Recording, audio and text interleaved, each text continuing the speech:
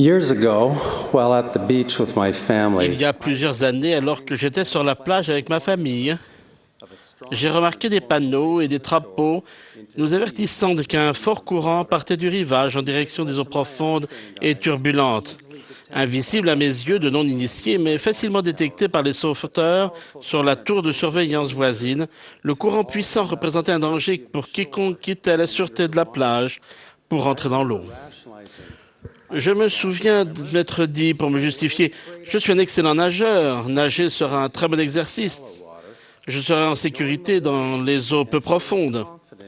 Ne tenant pas compte des avertissements et me fiant à mon propre jugement, je suis entré dans l'eau pour goûter une baignade rafraîchissante. Après quelques minutes, j'ai cherché du regard où était ma famille sur la plage à proximité, mais la plage n'était plus à proximité.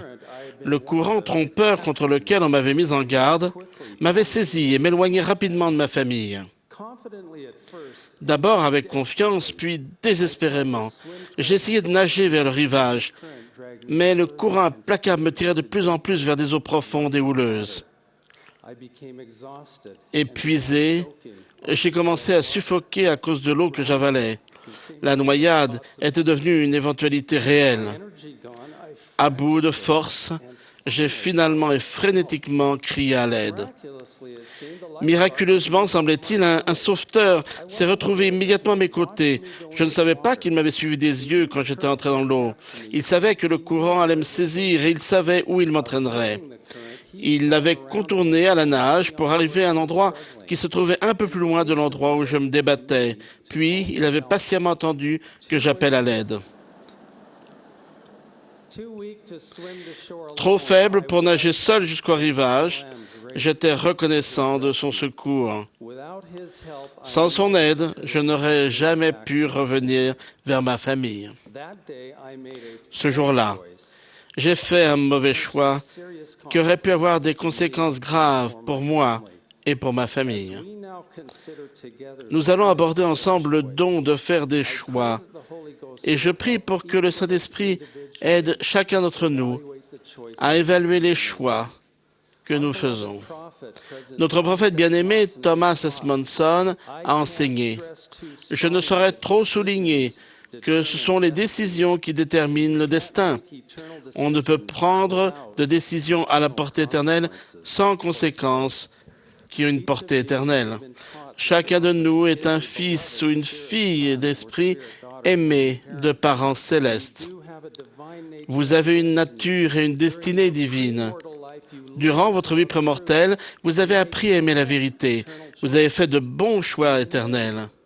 Vous saviez qu'ici, dans la condition mortelle, il y aurait des afflictions et de l'adversité, du chagrin et de la souffrance, des épreuves pour vous aider à progresser. Vous saviez aussi que vous pourriez continuer à faire de bons choix, vous repentir de vos mauvais choix et, grâce à l'expiation de Jésus-Christ, hériter de la vie éternelle. Qu'est-ce que le prophète Léhi a enseigné à propos du choix? Il a dit que nous sommes libres de choisir la liberté et la vie éternelle par l'intermédiaire du grand médiateur de tous les hommes, ou de choisir la captivité et la mort, selon la captivité et le pouvoir du diable.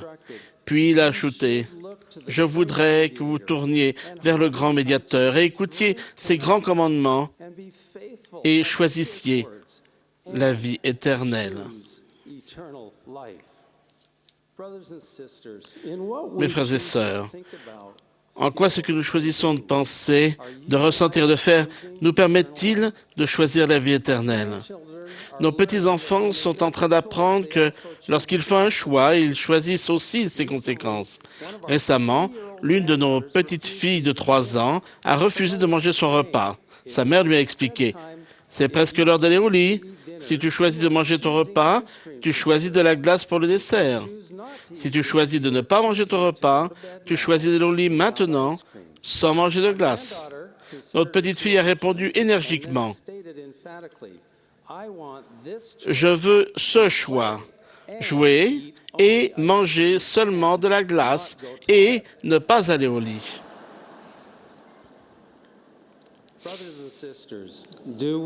Nous souhaiterions-nous pas pouvoir jouer, manger seulement de la glace, ne jamais aller nous coucher et, d'une manière ou d'une autre, en éviter les conséquences, comme la malnutrition et l'épuisement?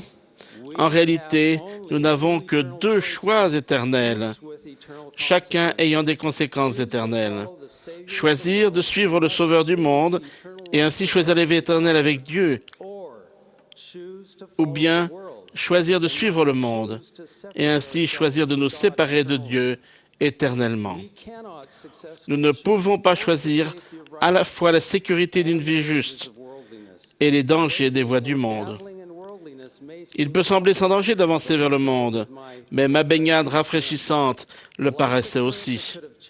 Comme le courant qui aurait pu changer le cours de la vie des membres de ma famille, les courants actuels du monde, les philosophies trompeuses, les faux enseignements et l'immoralité freinée cherchent à nous arracher à notre famille et à notre Père céleste et à nous séparer d'eux éternellement. Nos prophètes, voyeurs et révélateurs vivants, voient les courants du monde, souvent subtils mais dangereux, qui nous menacent et cherchent à nous en avertir. Avec amour, ils nous invitent, nous encouragent, nous instruisent, nous rappellent à l'ordre et nous avertissent. Ils savent que notre sécurité dépend de notre choix de suivre, premièrement, la vision que nous obtenons grâce à la lecture quotidienne des Écritures et à la prière, l'inspiration du Saint-Esprit et leurs conseils prophétiques. Ils savent qu'on ne trouve la sécurité et finalement la joie que dans et par notre Sauveur Jésus-Christ et le respect de son Évangile. Comme Elder Oaks l'a déclaré, il déclare « Je suis le chemin, la vérité et la vie. Nul ne vient au Père que par moi. » Pendant l'adversité et la souffrance de la Russie post-soviétique, Anatoly Zletana Rechenikov ont préféré la justice aux choses du monde. Après s'être joints à l'Église, ils ont été persécutés. Frère Rechenikov a été rétrogradé à son travail. Vaillamment, sa femme et lui ont pensé « Maintenant, nous avons plus de temps pour servir Dieu ». Ils ont reçu des menaces répétées, mais ils ont choisi de mener une vie centrée sur l'Évangile. Anatoly Rechenikov a été appelé comme premier 70 d'interrégion russe. Par leur choix, les Rechenikov continuent de choisir la vie éternelle. Nous rencontrons tous l'adversité, nous avons tous des tentations, nous avons tous fait des erreurs. Il n'est jamais trop dur, ni trop tard pour faire de bons choix. Le repentir est l'un de ces bons choix cruciaux. Dieter F. Uchtdorf a enseigné « De petites erreurs et de légers écarts par rapport à la doctrine de l'Évangile de Jésus-Christ peuvent avoir de tristes conséquences pour nous. Il est donc d'une importance capitale de faire preuve d'assez d'autodiscipline pour effectuer rapidement des corrections décisives afin de retourner sur la bonne trajectoire et de ne pas attendre ni espérer que les erreurs vont se corriger toutes seules d'une manière ou d'une autre.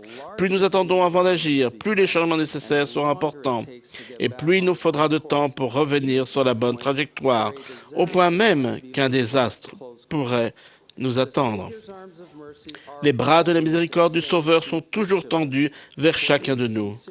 Lorsque nous repentons sincèrement et complètement, nous pouvons être complètement pardonnés de nos fautes, et le Sauveur ne se souviendra plus de nos péchés.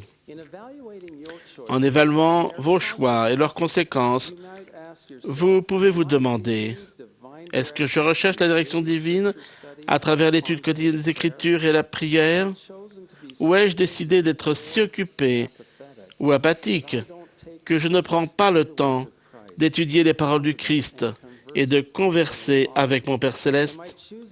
Est-ce que je choisis de suivre les recommandations des prophètes vivants de Dieu? Ou suis-je en train de suivre les voies du monde et les avis opposés d'autres personnes? Est-ce que je recherche l'inspiration du Saint-Esprit chaque jour dans ce que je choisis de penser, de ressentir et de faire? Est-ce que je me tourne constamment vers les autres pour les aider, les servir et participer à leur sauvetage? Mes chers frères et sœurs, votre destinée éternelle ne sera pas le résultat du hasard, mais celui de vos choix. Il n'est jamais trop tard pour commencer à choisir la vie éternelle. Je témoigne que, grâce au grand plan de bonheur de notre Père céleste, chacun de nous peut être rendu parfait par l'expiation de Jésus-Christ. Avec notre famille, nous pouvons retourner vivre éternellement avec notre Père céleste et recevoir une plénitude de joie. J'en témoigne. Au nom sacré de Jésus-Christ. Amen.